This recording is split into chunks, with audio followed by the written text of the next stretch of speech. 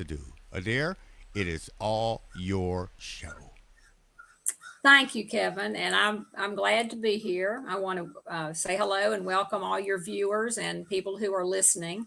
They may have you online and doing something else, busy like you are, multitasking, but hopefully they'll be able to listen. I will give us a little recap, and you'll see me glance over here periodically because I have notes that I've made. I want to be sure and tell you all everything that I think is important today. But just a little recap. This is part three on Biologically Bankrupt. Biologically Bankrupt is a memoir that was a spiritual call for me. Was written back about, I've tried to think about this. I probably wrote it in '08, but it was not published until 2010. But I was called to write about the story of generational messaging. And it occurred to me when I was getting ready for today that generational messaging isn't always bad. We can have healthy generational messaging, and then we, of course, can have poor generational messaging. And this book that I wrote talks about both kinds, although it does start with the negative and damaging types of messaging. In the previous two episodes, we talked a little bit, or I talked a little bit about my family of origin. The subtitle for this book is Sins of the Fathers, because that to me addresses and talks about how this generational messaging goes from one generation to the next. So, in order to talk about it fully, we talked a little bit about how my parents were raised, because how they were raised obviously affected how they raised both me and my brother, and then in turn, how we have raised our own children. There was some baggage carried into my parents' marriage. My dad, as I had mentioned in the earlier sessions, grew up in his own type of dysfunctional family. He was an only child. His father basically turned him over to his mother because his parents were estranged. They never divorced, but they lived totally separate lives. And my grandfather, whom I never met, had several mistresses, and he just sort of had his own life in Chattanooga. And my father was brought up by a very controlling and restrictive mother who would not let him play sports, who basically took him in to be her substitute spouse, although there was not any inappropriate sexual behavior, but in every other way, emotionally, she made him her spouse. He had a very different view of women. To him, they were either good or bad. I've said before, they were either whores or Madonnas. There was no in between there. And it's interesting to me, and I still don't understand how he ended up marrying my mother, who was a widow, or why she even married him. But it was clear as I grew up in that environment that he saw her as damaged goods. He was very cruel to her. He was emotionally cruel to her. I did not ever see him strike her. He did strike me, but I never saw him strike my mother. But his treatment of her otherwise was just cruel and demeaning for their entire marriage. And they were married for well over 50 years. So when my brother and I came into that dynamic, there was already some really unhealthy behavior in the household. The messaging that was given to my brother and I were different types of messaging. And I talked a little bit about that in the first two sessions, but just to bring you up to speed, the messaging that went to me, and I didn't even think about this until today, until I was preparing for this, but the message to me, the general message was, you're not good enough. But what occurred to me today was I would never have been good enough because I was a woman. I was a girl. I was not a boy, which is what he had wanted to have. Adair, which is my writing name, is also my middle name. When I was born, My father was convinced that I would be a boy. It was just impossible in his mind that he would have a daughter. So there was no name for me, and I ended up with his middle name, Adair, and my mother's middle name, which was Anne. But the messaging to me was you had to marry well. You had to marry money. You could not marry the common person. I was restricted in who I could date, where I could go, what schools I could go to. And the overriding message that I got was that money equaled power. And that caused me to make some terrible decisions. The message to my brother was very different. He had been named after our grandfather, the philandering grandfather, who by the time my brother and I were born, my father had revised history to put his father on a pedestal. I have to assume he knew the dynamic in his parents' relationship, but I certainly didn't find out about it from him. But he named my brother after his father and then decided that he would live his life, the life that his mother had refused to let him live as a young man, that he would live that life through my brother. So my brother was forced to play sports because my father had been prohibited from playing sports. Interestingly enough, my brother became a gifted and stellar athlete, but was never able to play sports at the college level that my father insisted he was good enough to play. And those damaging messages and the messages that he was better than anyone else, he was so gifted, people should be happy to be in his presence, people should want to play on the teams that he was captaining or was the quarterback for. All of those messages stuck with my brother. And he really was never able to get beyond those. And we're going to talk a little bit more in depth about that today. But those are sort of the high points of what we had talked about in the last 2 weeks. And also, I thought about this. I had not mentioned this when we started this series. When I wrote the book and wrote it as Adair Sanders, part of the reason to do that was I didn't think anybody would know who I was. I had left Chattanooga many years before, and while I had waited until my father passed away to write this, and while I did believe it was a spiritual call, I also was and am human, and I knew that I might cause some angst in my family. So when I wrote the book, I changed everybody's names, and I realized last week that I caught myself in one instance using the real name of one of my aunts. Because of course I remember all of this in their real names, but I wrote the book with different names, just I guess in an abundance of caution, which by the way didn't do any good because everyone in the family figured it out. The chapters do not have chapter numbers. When I wrote the book, I entitled chapters really with the topic that they were going to cover. So today, I've got several chapters that I want to talk to you about that show how generational messaging can hurt not only the messenger, but generations following it. Evil is as evil does is the name of one of the chapters. And in looking back and rereading the book to prepare for these sessions, I thought to myself, that's really a harsh title for a chapter because this chapter talks about the messaging that my ex-husband, the father of two of my children, the messages he got as a young child and as an adult. But it's true. And I guess maybe another way to call that chapter, I could have taken this from a Scott Peck book. Scott Peck wrote a book called The People of the Lie. And in that book, he describes the people of the lie as people who will do whatever it takes to keep in their mind the illusion of how they need to have life be for them.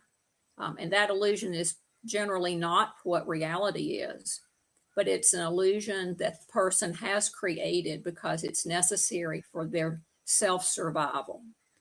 And in order to keep that illusion in place, the individual will do whatever it takes, no matter who it hurts, no matter the consequences, because it's just so important to that individual that they maintain this illusion. As I talked about last week, one of the messages, of course, was to marry well. And so I had set my sights on marrying a wealthy man and found my ex, who came from a very wealthy family. And it was only after we divorced many years later and I went through some very hard times looking self-examination that I realized he really had been as damaged in his growing up as I had been. And I told someone he was my emotionally damaged twin. I just couldn't see it then. He was raised in a family that had so much money that basically the parents traveled the world and he and his sister were left in the care of a housekeeper. They hardly saw their parents. Their parents lived extravagantly. He was eventually shipped off to a boarding school where he acted out and was expelled. I cannot remember if he went back and graduated. I think he ended up graduating maybe somewhere else, but he just was kind of shunted aside. His father was an alcoholic. His mother was an enabler. And so I realized, and I know now from the perspective of where I am now after many years of doing work on myself and learning more about children of alcoholics and other types of addiction, that when he and I divorced, when I decided to leave the marriage, that was probably the worst thing I could have done, because to him, who really was an abandoned child, although he was in his 30s, I was one more person who had abandoned him. The messaging that he was given growing up was similar to the message I was given about money. He was shown what money would do for you, that you really didn't have to work that hard, that if you owned a chain of businesses, which his family did, you could basically go play golf every afternoon, which is what his father did. So, right when we married, the family sold their business. And my then husband, now he just never could recover from that. He was angry, he was petulant. He wasn't supposed to have had to really work like the rest of us do. And so all the messaging that he had been told as a young man growing up just went out the window. He ended up working in a brokerage house.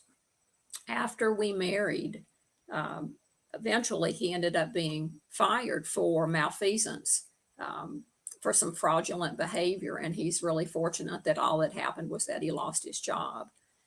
But he, in the needing to keep the illusion up, even in the face of a standard of living that fell far below what he expected to have, it didn't matter. He had to keep that illusion. I mean, by the time we were divorced, 5 or 6 years, he had remarried. I had remarried. He had been the recipient of at least 2 trust funds. He had run through all of that money. He ended up he couldn't pay his bills, but he had to have his children, our children, who were with him for a period of time. They had to be in private schools because, of course, if you're rich, that's what you would do. My son was not accepted in this school, and the board of trustees had written a letter to his father, my ex, saying, "We're not going to accept your son because you don't pay your bills." Basically, that's what the letter said, because I saw it later.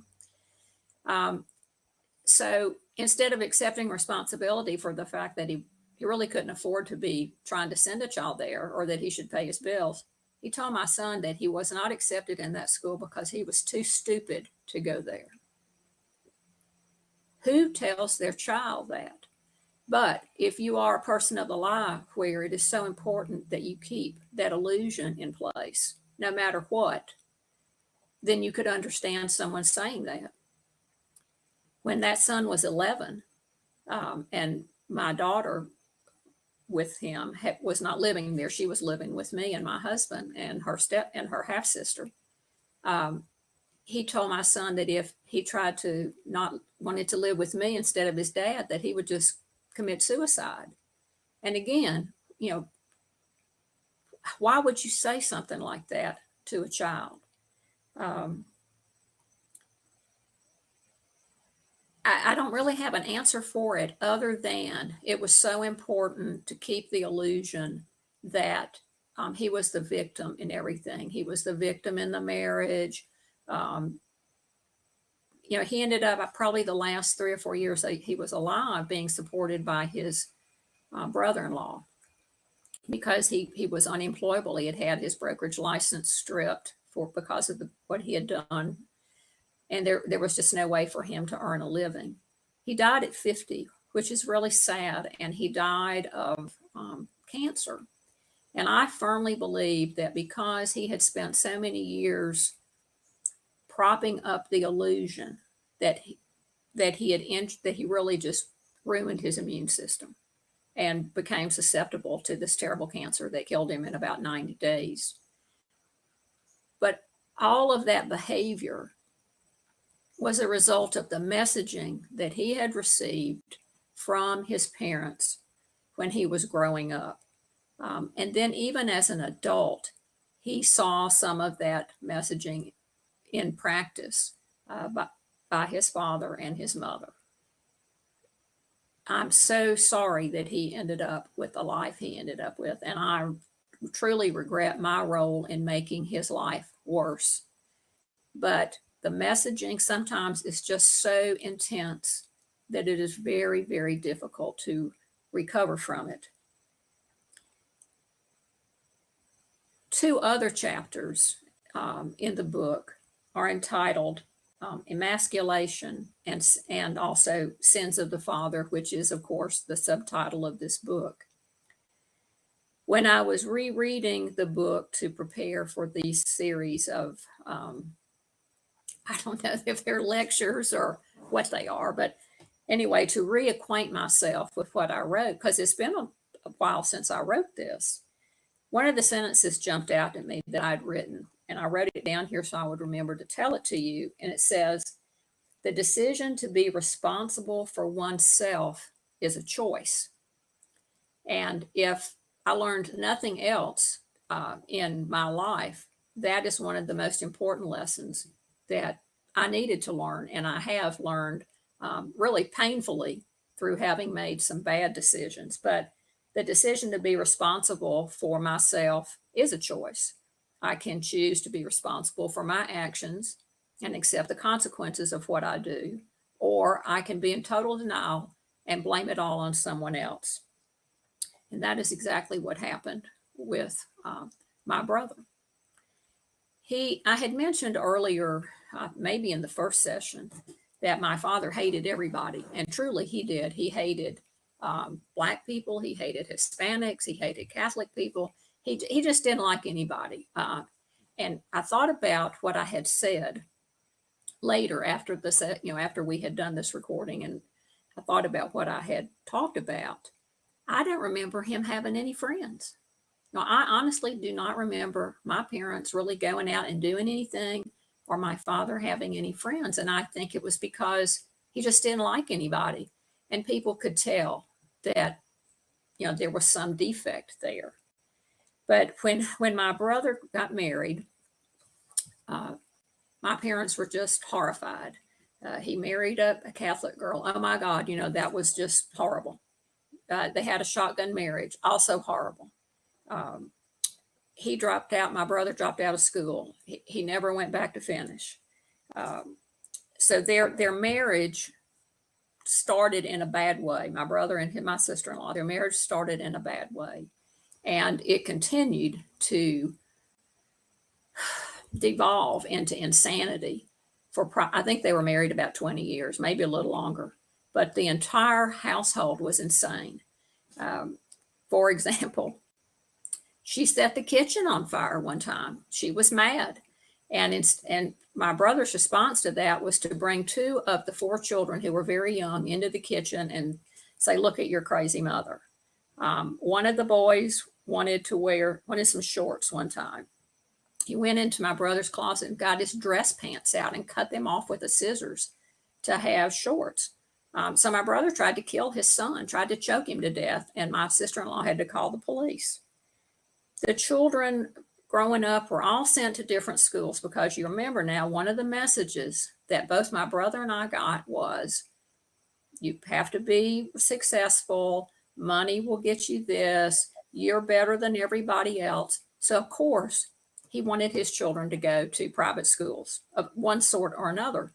But because he could not hold down a job and he was not made to suffer any consequences of those failures, because my dad would always step in and bail him out financially, the children would be in a different school every year.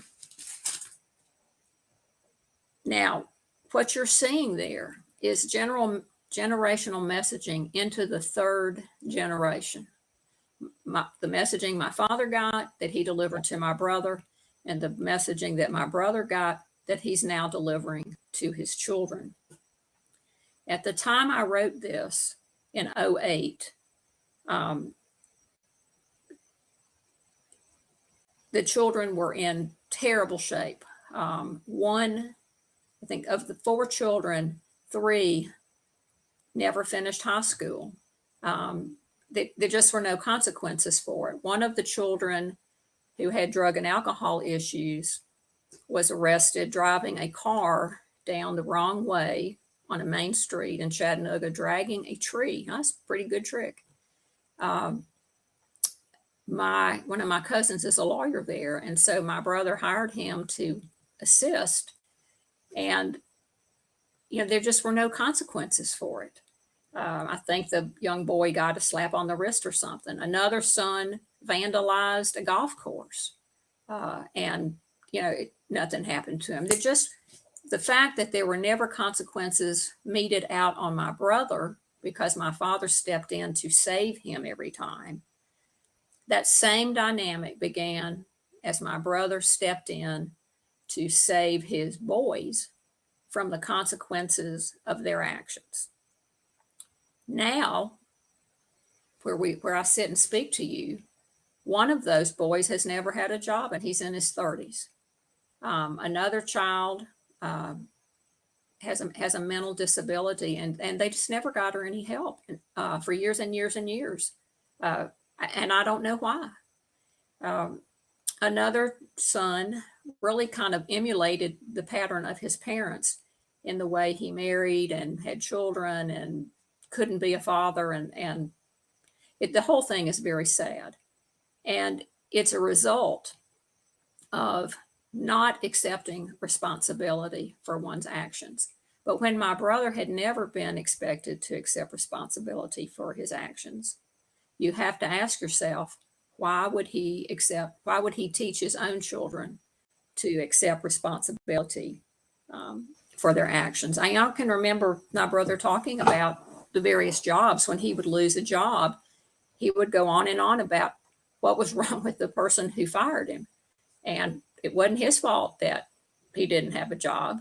They were cutting back on their people, or just you think of an excuse, and it was put out there. It was never, well, I should show up for work, or I should maybe do a good job, or I shouldn't be so arrogant. Maybe I should take direction from my boss.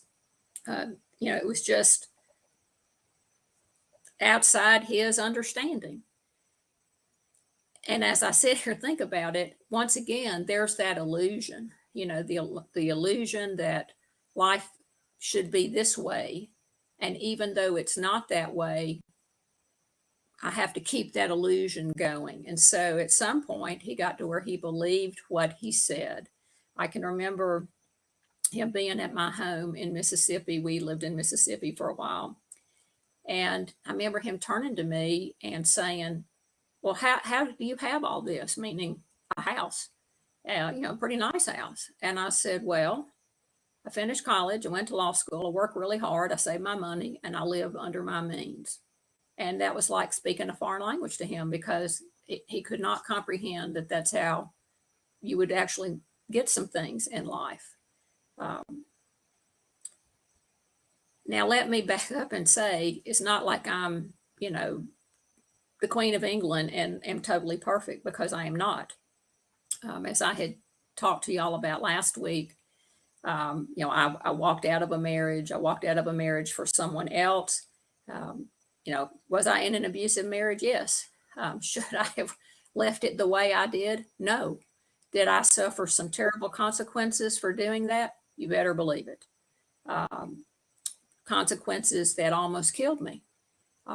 And in fact, consequences that led to me becoming an alcoholic, because life was so painful that I drank to anesthetize the pain.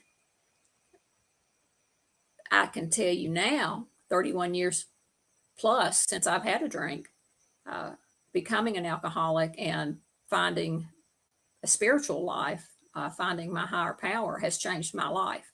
And one of the things it taught me was to accept responsibility for myself, to accept responsibility for what I did, good or bad, and to accept the consequences of those actions, and where necessary, to change my behavior and to make amends.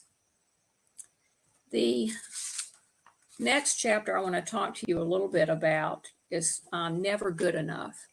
And that is talking about the messaging to me and the way that I was treated, and how that messaging and treatment caused me to see life in a certain way. And I do believe that had I not become an alcoholic and then became a recovering alcoholic and became willing to look at myself and peel the onion, I like to use the term peel the onion, I don't think I would have the healthy, happy life that I have today. I think I would have followed a similar track to what my brother followed and what my ex-husband followed, because I would be still listening to the bad messaging that I was basically spoon-fed from an early age.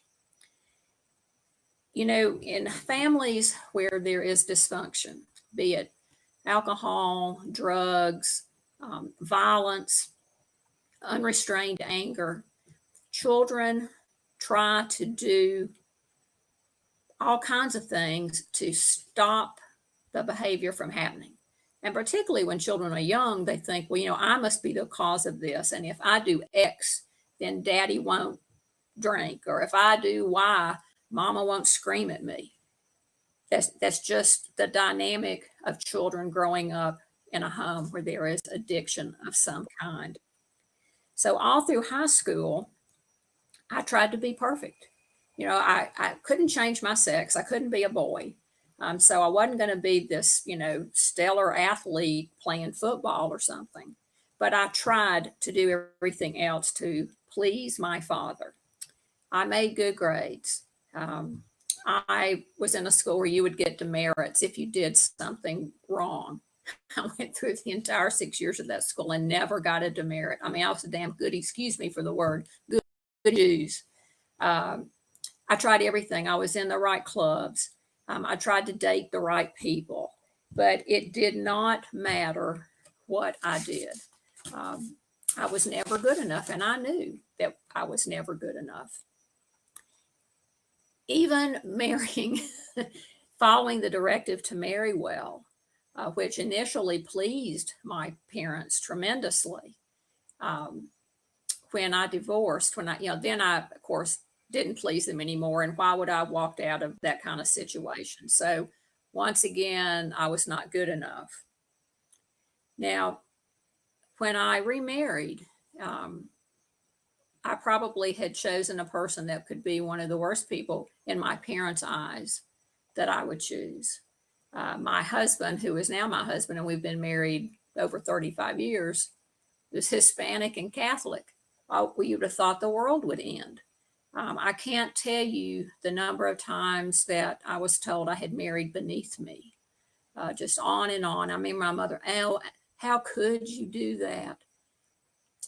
when I was early in sobriety and really starting to look at myself and my motives and my behavior and trying to really change myself, I had to distance myself from my parents for about 18 months. They were angry with me. My father was particularly angry because it was clear to him that he had lost control of me and that I wasn't going to do what he wanted me to do, and I wasn't going to be the person he wanted me to be. They took out that my parents took out their anger at me on my children. I had two children from my first husband, a girl and a boy. And then my second husband and I had a little girl. My parents did not like my son because he was named after his father and he looked like him. And they were pretty distant to him. They weren't cruel, but they were distant. My daughter that I had with, the Hispanic Catholic man who I wasn't supposed to marry, my mother told my aunt, one of my aunts, after this child was born, that she looked funny. Well, she didn't look funny at all. She looked like a baby. But, she was the child of this Hispanic Catholic, which I wasn't supposed to marry. The child that they did not take their anger out on was my oldest child. And I think part of it was, maybe the main part was, that she had my father's middle name. And for some reason, that shielded her. She was clearly their favorite. They treated her as their favorite. They didn't make any bones about hiding it. What was so ironic to me in the treatment of these children, let me back up and say that at one point I found out, I realized that they despised, well, despise is strong. They were so disappointed in my choice of husband that resulted in this third grandchild, that at Christmas and at birthdays, she got shorted. And my father kept immaculate records. I mean, he could tell you to the penny what he spent on anybody. And he had had a head injury maybe 10 years before he died. And I had been asked by my mother to go through some of his records. We weren't sure he was going to survive. And in going through the records, here was all the list of Christmas gifts and how much they cost for all of their grandchildren. And, they would spend about half the amount on this third grandchild that they would on the other two, through no fault of her own. It's just because she was the child of this man that they didn't think I should marry. Now, fast forward, when my parents were old and my father was ill, she was the child who came to see them, who paid attention to them. And after my father died and my mother was in a nursing home for many years, this child that they didn't like, and that may be a little strong, but this child that they treated differently because of her parentage, she wrote my mother a letter every week and would send her pictures and tell her what was going on in her life because she loved her grandmother. So it was just interesting to me, and maybe it's just the innocence and love that some people demonstrate, regardless of how they're treated. And maybe my daughter never understood, maybe she never really realized how differently she was being treated. But in retrospect, and thinking about the messaging that I received or lack thereof, I don't remember my father ever, even through my adulthood, praising me, telling me he was proud of me, either for what I did academically or what I did professionally or anything. There was always a complaint and there was always criticism. So when they became impaired and wanted to leave Chattanooga, where they had spent their entire lives, and move to Mississippi, they told me it was because they could not rely on my brother and they needed me to take care of them. Had I not been doing the work on myself that I'd been doing probably at that point for 10 or 12 years, I don't know that I would have agreed to that. But I didn't want to have a regret. And so they moved. They were unhappy the entire time. I was still working. My youngest was still in school. Um, I was expected to go to their house every day and spend hours with them, which I couldn't do. And I heard about it. I heard about how I was not paying them enough attention, blah, blah, blah, blah, blah. But we'll talk next Tuesday, which will be the last Tuesday that I speak about this. We're going to talk about how that move ended up being a blessing of reconciliation, a blessing of coming together, a blessing of finding redemption. And that, I guess, is the gift of everything that had happened in my life, that I was able to have that gift with my father, even though I'm not sure he intended it to be. So I hope you will join me next Tuesday, 3 o'clock Central, 4 o'clock Eastern. If you want to read this book, because I have only really hit the highlights of it, you can find it on Amazon, Biologically Bankrupt by Adair Sanders. It's pretty heavy reading, but it does have a hopeful message at the end. And if you just want to be entertained, you can look for the Allison Parker Mysteries, which are a mystery fiction series that I write, which is entertaining. It would be a relief after reading Biologically Bankrupt. But I tell you all this to tell you that God works in mysterious ways, and even though you can have absolute tragedy in your life, there is light at the end of the tunnel, and it will be okay. But I do think the first step is being humble and being able to accept responsibility for ourselves and our actions, and being willing to learn. Thank you for joining me, Kevin. Thank you for having me on. I'm going to try to figure out how to leave the studio, and I will look for all of y'all next Tuesday.